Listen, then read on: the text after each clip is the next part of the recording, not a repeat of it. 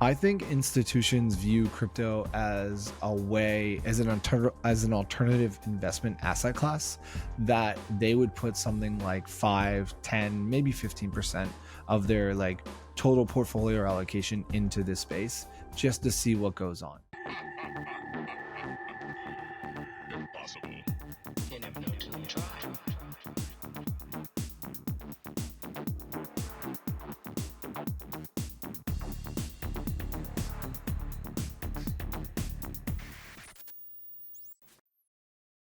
Hey, GM, Mike, how are you? I'm doing well. Doing well. How about you, my sir? I'm doing good, wrapping a good Friday afternoon with this great banger podcast. As I said earlier, off topic, I really wanted to have like a strong BD because I want to do like this show around people who can actually bring value into the crypto space because you know probably better than me is not like a benchmark or a manual or anything, so I'm always eager to learn from the best and give out to the people. Knowledge is power. Here we go. Here we go.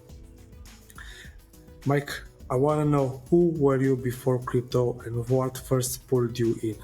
The reason I'm asking this question is because I like to categorize people into two types: the ones that were born into crypto and the ones that actually had like a career or had something else going on before crypto.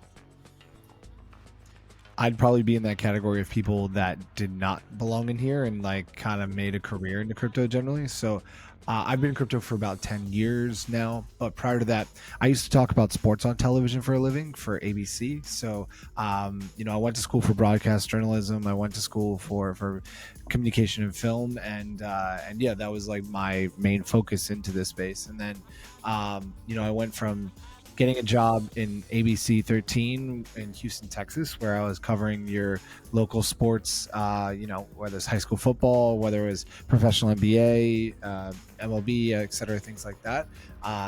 That is like my prior life. So, I did that for about, I want to say like 4 years professionally, working at different TV stations. And in 2014, 2015, I was like, I don't know if I want to do this for the rest of my life, because really when you recap sports for like a news or media publication, you're really just recapping someone else's fun or someone else's accomplishments, and some of those stories are very meaningful and important. But I just felt that I wasn't able to, I didn't want to just recap other people's fun for the rest of my life. And so I wanted to see like what I could bring meaning to, what I could do that was more meaningful in the world as well. So around that time I started like getting more into tech entrepreneurship. So a couple of my friends from college were actually in software or in like computer hardware, and one of my friends was actually mining Bitcoin at the time. So I was like, oh, this is an interesting thing. The good times. There were good times, yeah, in 2015, very earlier days. And I got a couple ASIC miners, and we're running into my closet in my apartment. And I was just like, holy shit, I'm making some money on this. But like, I didn't know what to do with that money. I was more in like the learning and exploratory phase. So I started doing this, and I started going to very highly technical meetups in New York City, Philadelphia, Washington, D.C. And anytime I would go to one of these meetups, I would bring my laptop and I would take notes on almost every word and conversation that people had. So if there was a term or a technical term or a software or an application, whatever it is that I didn't understand, I would write it down, and I would learn it for 2-3 hours that night. So I become like an autodidact and like learning how to program and code and learning about software and technology just by like hearing others discuss about it and talk about it. So I would like do that heavy research at night, go meet people during like the early evening, and then do my like general day job. Or I was doing more like I was working with different startups, in early stage startups, and like investing or like getting them to in the sales and business development portion of their business and other things like that. But I was like building applications on the side. I was learning how to program and code.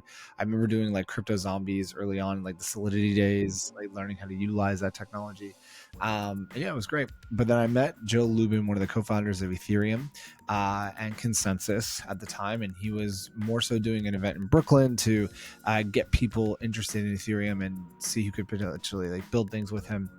he talked about this world computer. He talked about programmable blockchains and how everyone in the world would utilize Ethereum for financing, and it would solve all these issues. And I thought it was interesting. I was very enamored by it. And so, And it's looking like it's going into that direction after all yeah. these I years. mean, like at the time in 2016, it was a lot different. Like crypto was more of a cypherpunk movement. So when I would go to these meetups, it was mostly like very technical. There was almost no one from finance, no one from like enterprise or traditional businesses. It was mostly like devs and degens that were kind of just like, screw the government, screw the establishment. Like, let's try and use this technology. And Joe was one of the first people I met that was like taking this seriously and not just doing it for devs or doing it for his own like private black like cypherpunk like economy. It was, how do we get the world to operate better financially? And that's what really stood out to me. And so I joined ConsenSys around 2016 as like a product venture scout, where, you know, I helped teams like come together, such as like MetaMask and Gitcoin and some early stage companies there, as well as we worked with the Monetary Authority of Singapore and the World Bank to get ETH issuance. We also did some things with like brands like Levi's and got Buddy Hield, a basketball player, to auction off an Ethereum jersey. And there was a lot of like really cool. I got to work with the Dallas Mavericks on how they could allow people to pay for tickets in Bitcoin and Ethereum, and very early stage projects, but it was really awesome. And so I went from doing that. That's what like generally got me into crypto. Yeah, I think that's a great story, and it's kind of similar with what I did, because before I started full time, I worked in media like for 6 years. So everything from news station producer to corporate events to even the movie industry, like producing feature films and documentaries. Yeah. And I like to talk with a fellow colleague. Not that into sports, but I love the media. Well, when I was in college, I actually got paid to film documentaries in actual European countries. So I did that for about 3 or 4 months, and it was a really good experience to learn about the history of some of these countries, but then also put it in a way that could be viewed and people all around the Digestible. world. Like what? Digestible. I think that's the term. Put it in a format that like people can understand, and I got to learn at the same time. So yeah, I very much was involved with film. I actually won an international film contest for like a short film contest back in like 2012. So was very much involved in that world too. Nice, it's great to hear that. So basically, you landed your first job at ConsenSys. That was the first. Mm-hmm. And after that, it was followed by Protocol Labs, Blockdaemon. Oh, even before that. So after ConsenSys, when I was there for about 2 years, I led global blockchain at Accenture for about 3 years. So worked with TradFis, enterprises, federal government on how they could use mostly private permission blockchains at the time. But yeah, that was a great learning experience, because then, you know, you literally worked with some of the largest names, brands, and teams, and understanding their roadblocks, understanding why they could potentially use the technology. Most of it was for like data sharing purposes, or it was for generating their own economy. It was utilizing central bank digital currencies at the time, and you know, it was the early stages of stablecoins, but with not public permissionless systems. No one wanted to utilize them as much at the time, but it was really good to like work with some of those early stage teams, with those big established teams with early stage technology. Yeah. I mean, who would have thought back in the day that stables were going to be so big today? That who was going to work in what? I think that this is bugging out, right? The stable coins. Who did actually think back in the day that the stable coins are going to be so big today? I knew stablecoins were going to be big in around 2020. I knew they were going to be huge then, because there was obviously emerging economies and wanted access to dollars when they had volatile fiat currencies and wherever they are in their general regions. So I always knew that was going to be big for that. I didn't foresee coming like large enterprises and banks wanting to run their own stable coins to generate their own gas fees, their own economies, because I generally thought they would be more proficient and efficient in their own like centralized databases and whatnot. But when you decentralize the access to a currency, that's when like it made the data information maybe private permissioned underneath that, but allowing that access to come in is like a real big game changer for a lot of these companies. So yeah, I foresee some things, but not all. Yeah, and you could say that stable coins are the real PMF of crypto. You know, I mean, we've seen a lot of experiments, but this is actually makes sense. They definitely are. They're one of the biggest PMFs of all. Exactly. So, fast forward later through your career, what do you feel connects these roles, and what's the biggest takeaway from working one to these companies? Yeah, so I went from like the Accenture time to then working at Protocol Labs to then, at Blockdaemon to then Protocol Labs, then Say, and then most recently at Ava Labs. So I would say like from 21 till now, it's been kind of like almost a roller coaster where in 21 it was like a high adoption, people wanted to get into it, it was very much in the discovery phase, and then it hit that disappointing time around when FTX launched, and it gave a lot of mistrust in the space, and people were kind of like, will this thing survive, like do I want to utilize these systems, etc. Then there's a lot of people in like the policy world that worked with US governments and governments around the world to kind of build up that trust over 23 and 24, and in 25, in 24 when President Trump got elected, you see more regulatory bodies, especially in the Western world, approving of these technologies, and it's kind of been a Cambrian explosion effect at the beginning of 25 to them have the clearance, have the guidelines, and the support to work and to be creative in these technologies and to make them very beneficial. So there's a big difference of we're past the discovery and research phase. No longer can you just like take a picture of Vitalik and raise $10 million.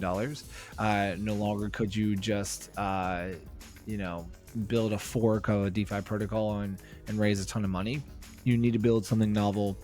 You need to have fit for purpose, and we're kind of getting into the like exponential phase where these technologies are being utilized. Yeah, it's a more mature phase, and a lot of folks actually enter the crypto space because they said they thought they're gonna make tons of money overnight. Some of them actually stayed and built something really cool, but nowadays it seems more and more that things are starting to slow down. And even though we still have rugged scammers in the space that pumps and dumps schemes and that, but it's more aligned everything. Yeah, I agree. I mean, yes, there are scammers all across the internet in any type of digital thing. You see them in AI, you see them in like general payments, you see them in TradFi, you see it with cash. But I would say, because of the properties of a lot of these blockchain networks, it prevents a lot of those type of activities from happening. So it allows you to stay more consistent, and allows you to be more transparent. But they also like cut inefficient third parties and middlemen. So you go to the true value of the value creator to the actual customer from A to B a lot quicker and more efficiently. So there's a lot of benefits with that. You obviously worked we worked with institutions, and you have like an opinion in all your career. How do you feel institutions view crypto today versus 2-3 years ago? I think institutions view crypto as an alternative investment asset class that they would put something like 5, 10, maybe 15% of their like total portfolio allocation into this space just to see what goes on. And it depends also where interest rates are when these technologies like go live. So like interest rates right now are somewhere around like 5%, 7%. Not from like 2012 or 2011 until around 2023, 2024, you had almost like more like 2021, 22, you had like free money. Interest rates were around 2% really. So you could take risk on capital a lot more like aggressively. But the thing was, this technology was still like very new and utilized, and people weren't willing to take that type of risk. Now that they understand the technology and where it's more like baked in and able to be used, there is a want to utilize the technologies, but interest rates are a little bit higher, so it makes it harder for them to like go more than 15% of the portfolio. But they view it as an alternative asset class to make money. First and foremost, like you see clients like JP Morgan with JPMD, you see the Biddle Fund with BlackRock. So you have a $5 million minimum to come into the Biddle Fund to be able to explore and like do trading within that network. And in JP Morgan, they have a stablecoin that they can only use within the JP Morgan portfolio and asset management and wealth management platform. But still, like they have their own closed economies, but they're doing it to make money because because they cut out certain third parties and intermediaries and middlemen, they get to earn more yield because it's programmable. It's just connected to software. There's less people and like third parties that are inefficient in that process. So they can give someone anywhere between 5 to 8, 10% yield.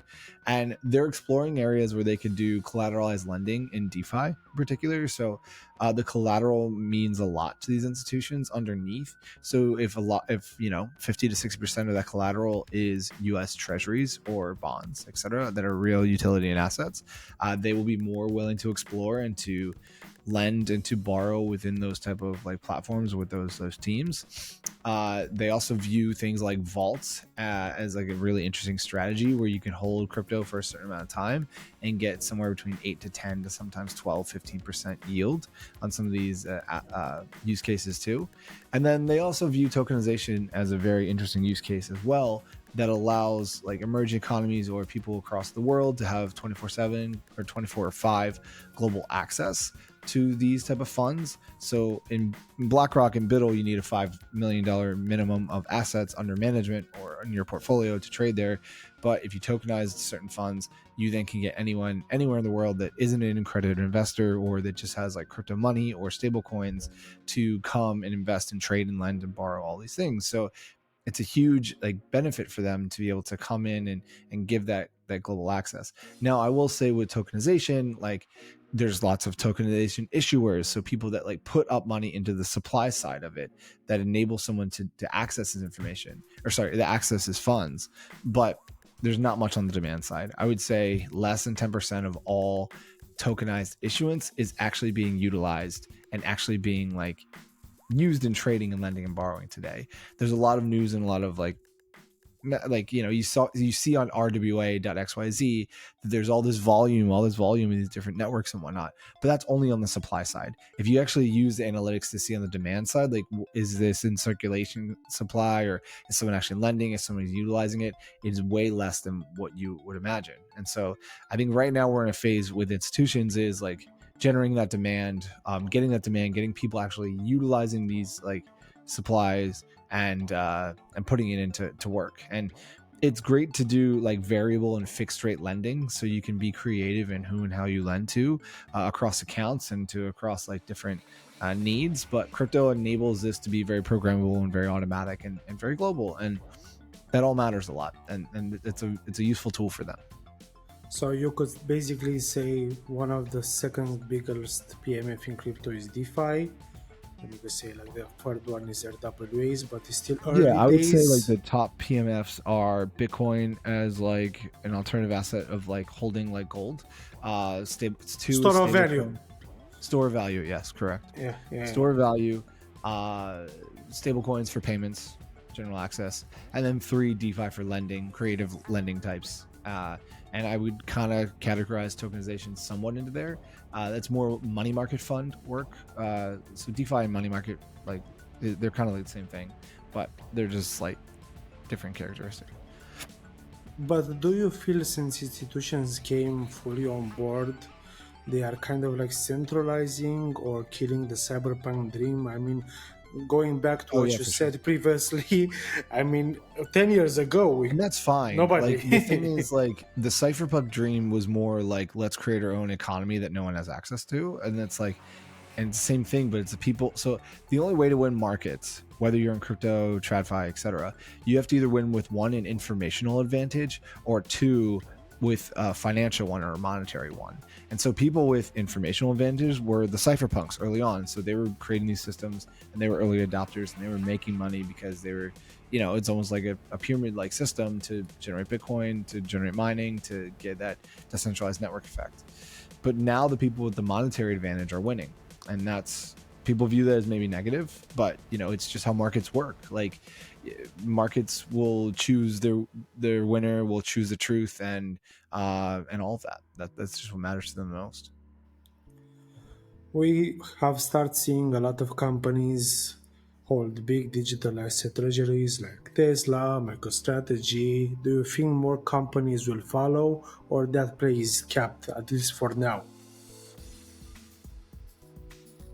So, sorry, what's the question exactly? A lot of companies now hold big digital asset treasuries like MicroStrategy, Tesla. Do you think other companies will follow, or is that play capped for now?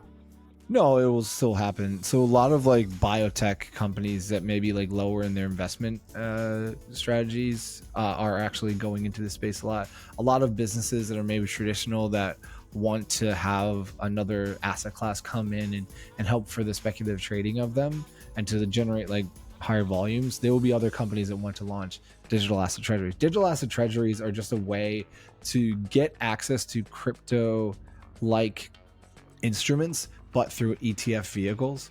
So it's more familiar to what traditional traders have access to. So I believe in the short term, like, yes, a lot of DATs in these treasuries will continue to pop up. I don't know how successful they will be long term. I think they're more short term gains and games.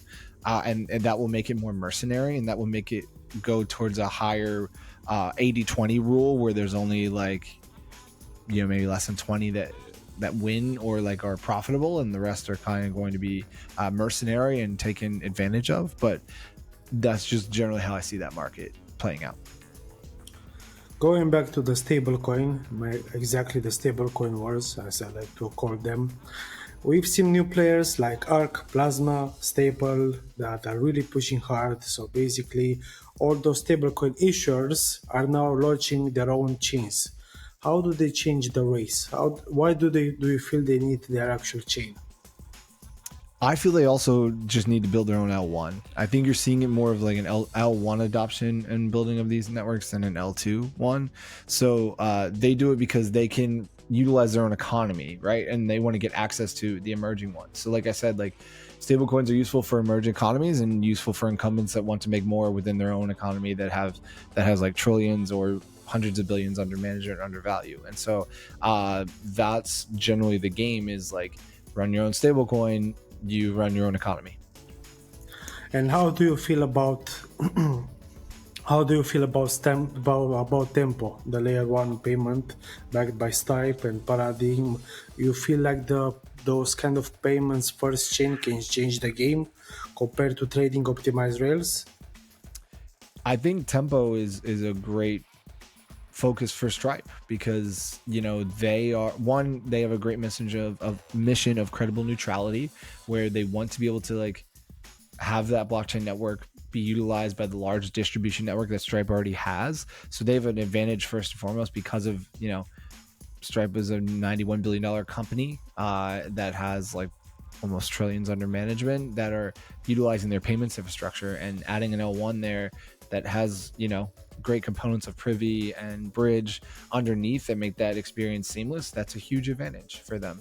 And Bridge is now getting into stablecoin issuance, and Tempo will be the chain that they issue a lot of stables on. So that's a huge benefit, and I think they will win because of the distribution alone. They also, you know, we have to see like when the protocol goes live and what it's built on, et cetera, et cetera. But you know, the general mission and the value makes a ton of sense to me. You're just going to see like a lot of like competition in this space, and it'll be a winner take most, where there's 5 to 7 that totally at the end of the day come out on top, and Tempo has a great chance of being one of those 5 to 7. What do you think will lead into this race? I think of stablecoins or of like chains utilizing stablecoins. Yeah, chains utilizing stablecoins. So chains utilizing, I think it'll be Ethereum, Solana. I believe Avalanche will be in part of that as well. You may see one of the specifically tokenized chains come out on top, whether that's like an Ondo or a Plume or a R3, etc. But I also think Polygon is recently creating like a, you know, they're focusing on like emerging markets particularly, and then trying to like capitalize that in payments and all things and things like that. I think Stellar has an opportunity too. They've like a lot of work and a lot of partnerships in emerging economies as well. So all of them could very come on top. I think it could still work for teams like Sui and Aptos, and Sui probably has an advantage at this point as far as like market cap and availability and like TechFit's like utilizing that, and they're also focused a lot on like Bitcoin liquidity and coming into Sui for programmable money. I think any of them could win. Those are the ones I would imagine. Ripple will be successful too. They have like an incumbent first mover advantage as well. But those are my probably choices of like who could be in the top 5 to 10. And what do you feel about stablecoins? Who do you think is gonna win the race? Stablecoins, like as an issuer, Yeah, I think you as still an have issuer. like Circle and Tether be very successful. You're seeing USDG get some more adoption today. PayPal USD is now expanding into other chains, so I think PayPal USD and USDG will kind of compete at the same like level, and we'll see like how successful they go. But yeah, I think like there is room maybe for like 2-3 other stable coins that can come into the mix and compete. They just have to have a particular focus, whether that's emerging economy focus, whether that's focused on incumbents only, of wealth only, whether that's a specific region. Yeah, but I do think like Tether has really won the game in emerging markets, and USDC has won the game in the US and in the West, and with a lot of incumbent wealth. And yeah. And Europe as well, because in Europe you don't have Tether anymore. Yeah, you have EURC, which is a USDC. It's No, a circle no. issuance. Yeah, but we only have USDC if you want to use. You can't use USDT on exchanges. You can't anymore. use. I think you can use the euro. It's Yeah. EURC. Yeah, but nobody uses euro in crypto. Nobody uses it, but it's still Yeah. like a USDC. It's specifically focused on the euro Yeah. dollar, but yeah. Yeah. But the thing, USDC does like bring more, gives the US dollar more of a stronghold over like euro, the euro dollar. So it's a very interesting conundrum going on with Europe and Mika, etc. We've seen protocols like Hyperliquid issuing their own stablecoins. I mean, Native Markets just won the proposal. Do you see that model scaling? Like every battle protocol is gonna have its own stablecoin? Yes, it could. It really helps when you hit a distribution threshold to then launch your own stablecoin. Like there's stable coins I think right now are best for one of two things. It's for emerging markets to get access to dollars of an incumbent fiat currency, or it's incumbents trying to maintain their power. And so right now you're seeing stable coins being more like Tether is great in emerging markets and allowing emerging markets to catch up and get dollar access and be competitive. And then you see like stable coins, like I mentioned, JP Morgan digital dollar, or the JPM dollar is just allowing an incumbent to maintain wealth. And so those are the two like ways that stablecoins are utilized the most. Anything that's in the middle, anything that's not as like focused on either of those two, I think will just die in irrelevancy. Yeah, makes total sense. Going forward, Mike, I want to pick your brain a little into the business development ecosystem, because as I've said like earlier, when you start you don't really have like a manual. So I want to know, how would you define BD in crypto versus traditional industries? BD in crypto, I guess, versus other industries. I think business development mostly has been partnerships within. If you're like the protocol level, it's mostly with chain and partnerships. It's not like you have to win. You do have to win against other protocols, certain deals and certain distribution networks, but all of it is mostly like partnerships and distribution. Sales, I guess if you categorize sales, it's like utilizing a certain product or a feature or a tool and having people utilize your tool above anyone else. So it's more like crypto is more like many to many relationships, where in maybe like Web 2 or like TradFi or enterprise like sales, it's more of like winner take all. And so you can have more partnerships and more many to many relationships is generally the differences. So you don't have to be, it's still mercenary, like it's still like competitive. Like you have to be competitive in the partnerships and the distribution networks you have. Like your treasury and your grant system can only fund so many things, but also being able to find the native founders, native startups, and the teams that are going to bring you specific value compared to any other chain is of the most importance. So I would say it's highly competitive, but it's also, you can kind of play nice with others, which is like very different than what you get in many other industries. What do you feel is like the number one skill every BD person in crypto should master, and what's the most underrated? I think the most is brevity. being short, sweet, and to the point as often as possible, to the actual heart and the truth of like how you and your protocol, your project, or what you're building is valuable to others, and sending and being like not afraid and being confident to talk and to hold a conversation with any and all of those parties as early as possible, because it's a highly competitive game. I think the most underrated thing is being responsive, and being able to answer and listen to others and get to them right away and quickly is very valuable. So you kind of have to like take these things very, being online more helps generally, but you also can't be burned out, and you can't like burn out other people too, because it just becomes, you just become annoying to them. So I would say those are the things that like really matter the most, is who you can actually talk to that actually owns P&L, like who can actually pay for things or like make their right decisions, how short and brevity and being like direct in your conversations and in your interactions. And then and part of that's being strategic in who you talk to and who you spend your energy and time with. But your attention, your energy is your currency, and the more you utilize your energy and your currency into valuable things, the more profitable and beneficial you will be. But then also being responsive to the ones that like are the most interesting, and seeing those trends and trend lines efficiently is very useful too. We've seen a lot of talk about personal brand on Twitter lately. How important is to have like a strong personal brand on Twitter or LinkedIn, on both, if you work into BD today? Funny enough, I was having this conversation with someone yesterday as a friend who has been great in research and worked on economics well, but hasn't like had a personal brand.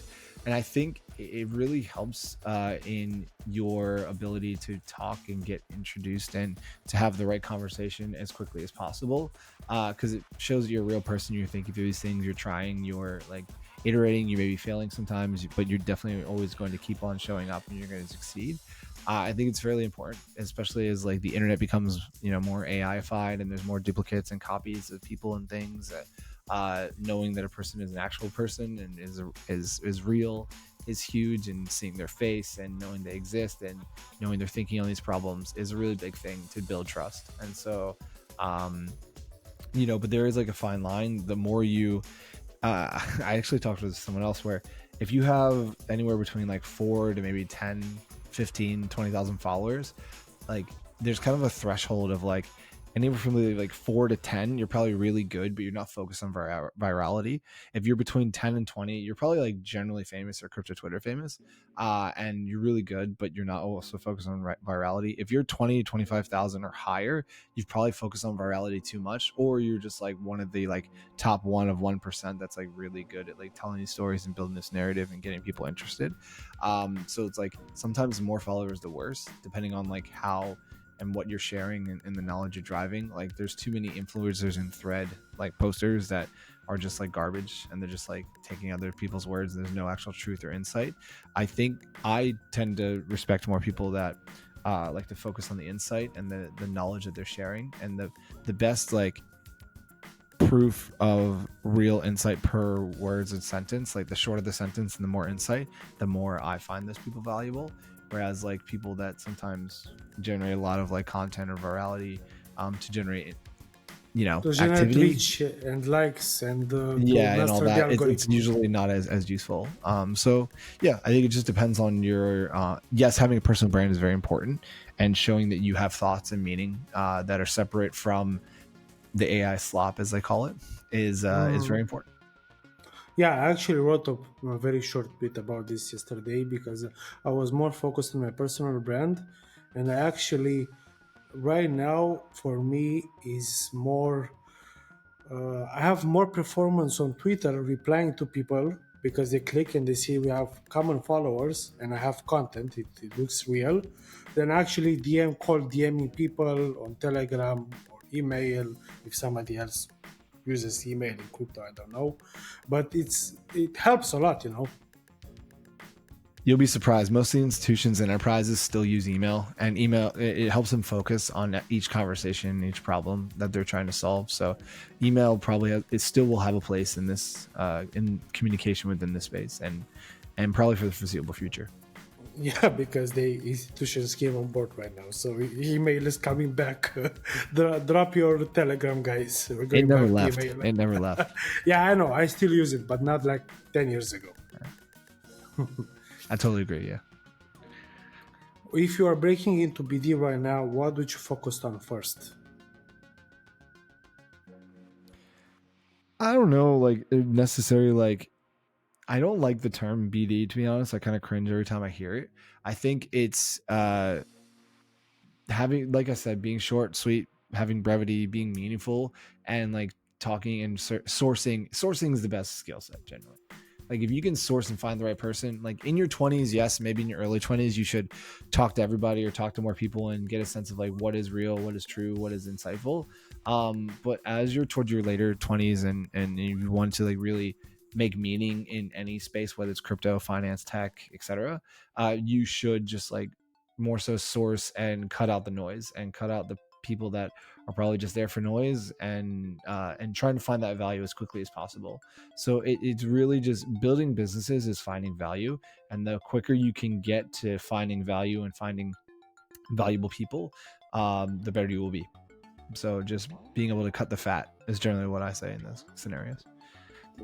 What deal in your career are you most proud of, and why did it work? What deal? What? What deal in your career are you most proud of, and why did it work? I'm proud of all deals generally. Like, I don't know if I want to like share some of these publicly because of the sensitivity of how they've like come together. But I was very proud to like find the MetaMask team and help grow that team early on when they were like in the early ETH stages, because at first MetaMask was supposed to be a developer tool. It was supposed to be a developer wallet where people just access different like APIs or different like coding languages and things like that.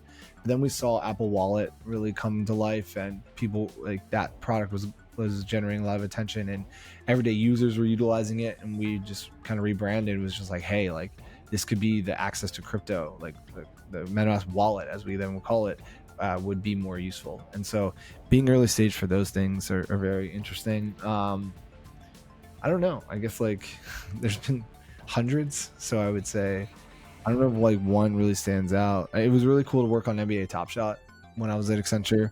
We were the service provider, and that was a big thing, I think for end user and culture, being able to get like everyday people to understand some crypto natives and primitives of like marketplaces and like trading digital markets and going to those auction based systems. So that was pretty fun. And then I've worked recently with a lot of like big name brands that I can't necessarily say, but you'll be surprised and you'll love some of the larger logos that are coming into the space, especially with stablecoins in the next coming months. What's one favorite sport that fuels your mindset? Because I heard you talking a lot about sports. What's the number one? My number one sport, the number one sport growing up, and probably the one I still have the most interest in is American football. And I think I have most interest in that because of it's a combination of like, so I was like a backup quarterback. Our quarterback he was like 6'6" and was like really good. But I've always liked the quarterback position in football very much because it's very much a strategy game. It's very much of taking what the other team gives you and how you can execute and like win against that like team almost every single play, and you have to make that decision quickly within 25 to 30 seconds because there's a play clock there. And so being able to see what somebody is giving you and understanding like when they're actually like playing the cards here and there, it's kind of like poker in a sense, right? But it's like physically dominating too. So if you have certain people and like strength and assets that are just better than everyone else, you use them to your advantage, you can become the ultimate team. And it's like a combination of like one player, every single player on the 11-man roster is so there's like 24 people on the field, but there's 11 on 11, and every single person needs to be in queue and in sync to the very same play. If there's an error issue at one cog in the machine, everything goes down. So it's like the ultimate strategy sport and war game all at the same time. It has a lot of great analogies of like wartime stories and fighting in the trenches and having consistent battles every single week. And I do think, there's other sports that have more like games, like I believe, in basketball and hockey and baseball, they have like 82 to 160 games, etc. But NFL has maybe like 20, 24 games, depending on how successful you are. And, every week is very important to your outcome of your season and what you do. And I loved, like, I think I built the most camaraderie. Like, I played like basketball growing up, played rugby, played ran track, I played baseball, a bunch of sports, but out of all of them, I had the most camaraderie, I believe, with the people I played football with. And one, it was very popular, American football, and it was very popular growing up, and it was a big like Americanized. You can see that. You can see that. You're like you're like from, I don't know, like an 80s teenager movies. They play a lot of football. I still play American football in my local region, and it's fun. It's more flag football, so we don't tackle each other, but we just pull flags with each other. But it's still like a great ultimate strategy game, and I love playing with groups of people. You're like Matthew McConaughey in Dazed and Confused. All right. Mike, thank you for your time, mate. I really enjoyed the conversation. I really learned a lot, and I wish you all the best with everything you're gonna do. Absolutely. Thank you very much for the time, and glad we could finally do this. Thanks, mate. Bye.